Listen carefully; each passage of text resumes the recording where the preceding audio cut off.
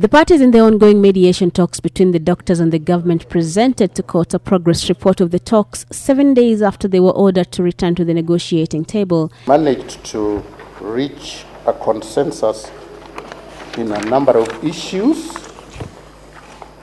There are still some pending issues which the mediators would like to lead the parties on.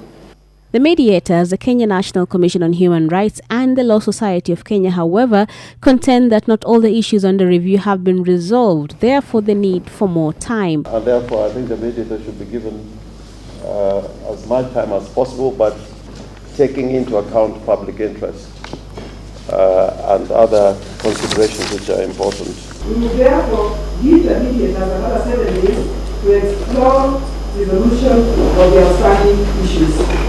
We direct that in the event that the parties are able to come to an agreement within a period of less than 7 days, they will be at liberty to file a report and have another have an annulation date given.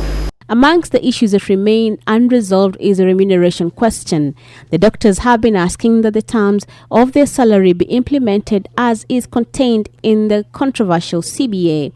But today, the Treasury CS stated that the government can't afford to implement that pay hike, saying it will cost the government over 1.7 trillion shillings to do that. At the same time, the CS has accused the doctors of taking orders from other quarters as far as the negotiations are concerned. Till we arrive at this 40% increase, which was widely reported.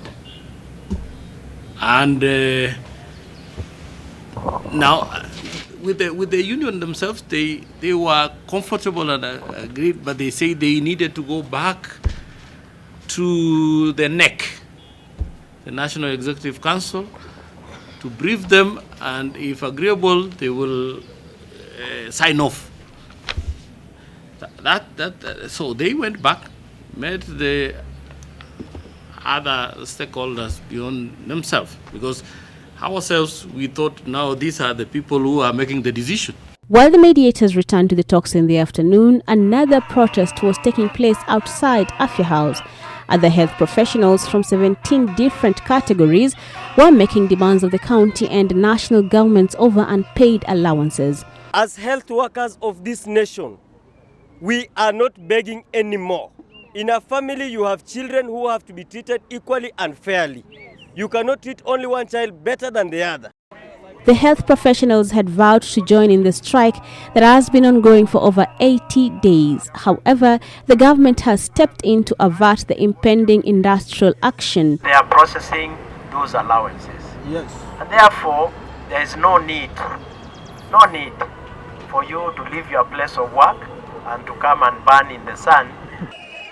Pacified, at least for the time being, the health professionals, clinical officers included, will head back to their workstations as they await the fulfillment of the county and national government's promises, failure to which they say they will be back out on the streets. Brenda, Wanga, NTV.